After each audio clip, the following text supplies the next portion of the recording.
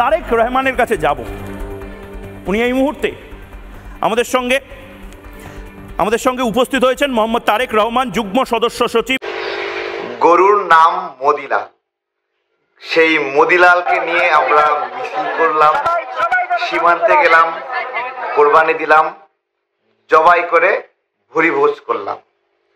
ভারতের আগ্রাসনের বিরুদ্ধে আমরা ঘোষণা দিলাম, বেশি করে গরু খান, ভারতের আগ্রাসন রুখে দেন।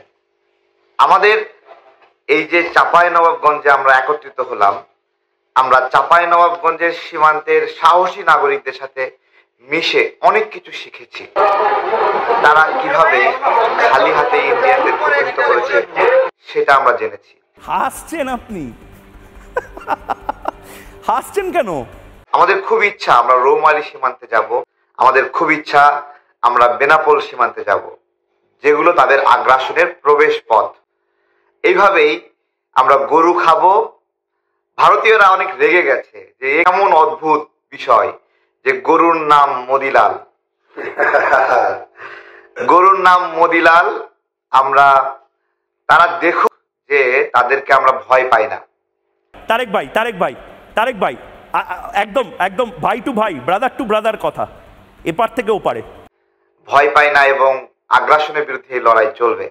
আমার মনোবল আরো কেন বেড়ে গেছে জানেন? আমার পাশে রয়েছে কবি জাহিদ ভাই, জাহিদ জীবন ভাই। ওনার পরিচয়টা কি আমি বলি।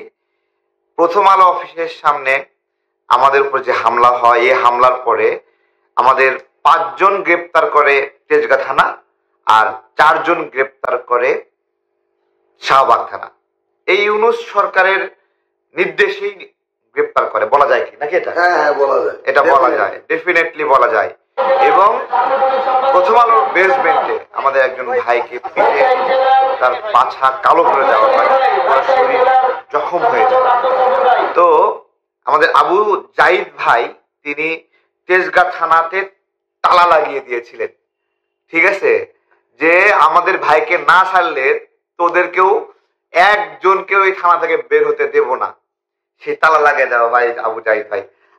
আপনি তো চাঁপাইনবাবগঞ্জ যেতে পারেন নাই, আপনার কষ্ট লাগে নাই? বিশাল কষ্ট লাগছে, শোনেন, খুবই কষ্ট লাগছে। খুবই কষ্ট লাগছে, কারণ আমরা প্রথম আলোতে যখন আন্দোলন করি তখন গরুর নাম দিয়েছিলাম মতিগুরু। হ্যাঁ, নাম দিয়ে হয়েছে মদিলাল। চিন্তা করেন, আমি ভারতীয়দের টিভি নিউজটা দেখতেছি, ওরা এমন ভাবে বলতেছে যেন আমরা মোদিকে কেটে খেয়ে ফেলছি। গরুর নাম মদিলাল, আমরা জবাই করে কেটে খেয়ে ফেলছি। জবাই জবাই জবাই হবে, মদিলাল জবাই জবাই হবে, জবাই জবাই জবাই হবে, মদিলাল জবাই হবে। একটা জিনিস কি জানেন, ভারতীয়রা বলে যে ভারতীয়রা ছাড়া আমরা স্বাধীন হতে পারতাম না। আমাদের ছাড়া কি ভারতীয়রা স্বাধীন হতে পারতো? 1947 কি ভারত স্বাধীন? ওরা কি সূর্য সেন, মাস্টারদা সূর্য সেনকে ভুলে গেছে? ভুলে গেছে। আপনি দেখেন সুভাষ বোস বলেন, সূর্য সেন বলেন, সব তো বাঙালি। আমি ভারতীয়দেরকে একটা বলি, ভারত স্বাধীনের পেছনে, অথবা এই যে পাকিস্তান ভারত স্বাধীন হলো, এই স্বাধীন হওয়ার পিছনে মহাত্মা গান্ধীর অবদান বেশি নাকি মাস্টারদা সূর্য সেনের অবদান বেশি? ডেফিনেটলি এখানে সূর্য সেন, সুভাষ বোস, এদের অবদান বেশি। তো এটা বুঝতে হবে। দেখেন, আমি আপনাদেরকে বলি, আপনার হলো মহাত্মা গান্ধীর এন্ট্রিটা কিরকম ছিল। উনি তো থাকতো, মানে ব্যারিস্টার হতে গেছে, উনি দেশে আসবে, উনি ব্রিটিশদের কাছে একটা অনুরোধ করেছিল যে আমি যে এয়ারপোর্ট থেকে আমার বাড়িতে যাব, এই যাওয়ার সময় আমাকে একটা হাতি ব্যবস্থা করে দাও। জানেন নাকি এটা? আচ্ছা, বলছে কে হাতি কেন লাগবে? তো বলছে ব্যারিস্টার হাতি নিয়ে আসতেছে, পরের দিন থেকে বাজার গরম।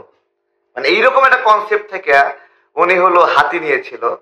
তো মহাত্মা গান্ধী, তাকে আমি ছোট করব না, শুধু বলবো যে আপনার হলো ভারত স্বাধীন বিলম্বিতই হয়েছিল মহাত্মা গান্ধীর জন্য, আরো আগে স্বাধীন হতো। এবং মহাত্মা গান্ধীরা যখন বিভিন্ন ধরনের অহিংস প্রোগ্রাম বিভিন্ন কিছু ধরছিল, তখন সূর্য সেন বলছিল যে এই স্টাইলে ভারত স্বাধীন হবে না। এবং ভারত স্বাধীনের প্রথম আঘাতটাই ছিল চট্টগ্রাম থেকে। হ্যাঁ, চট্টগ্রাম থেকে। এবং ব্রিটিশদেরকে চার্জ করা, যে চার্জ, এইটা বাংলাদেশের নাগরিকরা চার্জ করছে। এই বাংলাদেশের নাগরিকরা, ইন্ডিয়ানরা না, কলকাতায় বসে না, দিল্লিতে বসে না, এটা বাংলাদেশের চট্টগ্রামে প্রথম ফার্স্ট চার্জ হয়, ভয়ঙ্কর চার্জ করা হয়। ঠিক আছে, তো যাই হোক, মদিলাল তো জবাই হয়ে গেল। আমাদের পরবর্তী কার্যক্রম কি? আমাদের পরবর্তী কার্যক্রম হবে ভারতের পররাষ্ট্রমন্ত্রী, আমরা ওর নামে একটা গরু রাখবো, ওই গরুটাকে আমরা জিয়াফতে জবাই করে খেয়ে ফেলবো। কি করছে তাহলে? এটা কি মদিলালের মতো অমিত লাল হবে? না না, অমিত লাল লাল না, এবার গরুর নাম হবে অমিত বাবু। না না না তাহলে না, আমরা একটা ধলা রঙের গরু দেখি, ধলা অমিত।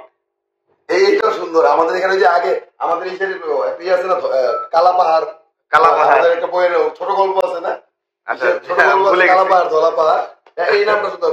গরুর ক্ষেত্রে কিন্তু ধলা পাহাড় সুন্দর না। শোনেন, আমাদের আমরা দুইজন সহযোদ্ধা, আমাদের আবু জাহিদ ভাই হলো আম জনতা দলের কেন্দ্রীয় প্রতিনিধি।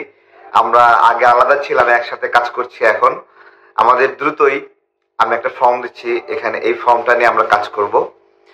আর একটা লিফলেট দিচ্ছি, দেখেন, এই লিফলেটটা নিয়ে আমরা কাজ করব। আমরা প্রত্যেকটি এলাকায় আমরা মানুষদের মধ্যে ভারতের আগ্রাসনের বিরুদ্ধে মানে আমরা নাগরিকদের একটা গ্রুমিং করতে চাই, তাদেরকে কনসাস করতে চাই। কেন কেন আমরা ভারতের পণ্য বর্জন করি, ভারতের আগ্রাসন কোনটা কোনটা খুবই গুরুত্বপূর্ণ, ট্রানজিটের সমস্যা কি, রেল ট্রানজিটে কি সমস্যা, আমাদের সীমান্তে কি ধরনের নাগরিক মানে কিভাবে নাগরিকদেরকে হত্যা করছে, বাণিজ্যের আগ্রাসন, সাংস্কৃতিক আগ্রাসন, সবচেয়ে ভয়ঙ্কর আগ্রাসন মনে হয়। ছোট্ট উদাহরণ দিই, আমাদের রংপুরে একটা গ্রাম আছে ভারতের বর্ডারে। এই হারামজাদারা ইন্ডিয়া থেকে এসে আমাদের রংপুরে পেঁয়াজের চাষ করে ওই পেঁয়াজ বর্ডার দিয়ে নিয়ে যায়, তারপর আমাদের কাছে আবার ওই পেঁয়াজ বিক্রি করে ট্যাক্স লাগিয়ে দিয়ে। ভাবতে পারেন, আমার দেশে ওরা পেঁয়াজ চাষ করতেছে ইলিগেল ভাবে, ওই পেঁয়াজ বর্ডার দিয়ে নিয়ে গিয়ে ওইটাকে আবার লিগেল এজেন্সির মাধ্যমে আমাদের কাছেই বিক্রি করতেছে। তো যাই হোক, সবাই ভালো থাকবেন, আবার দেখা হচ্ছে। আপনার হলো মদিলাল খাওয়া শেষ, এখন আমরা অন্য কিছু খাবো। এখন ধলা অমিত বা যেটাই হোক, ঠিক আছে, সমস্যা নাই।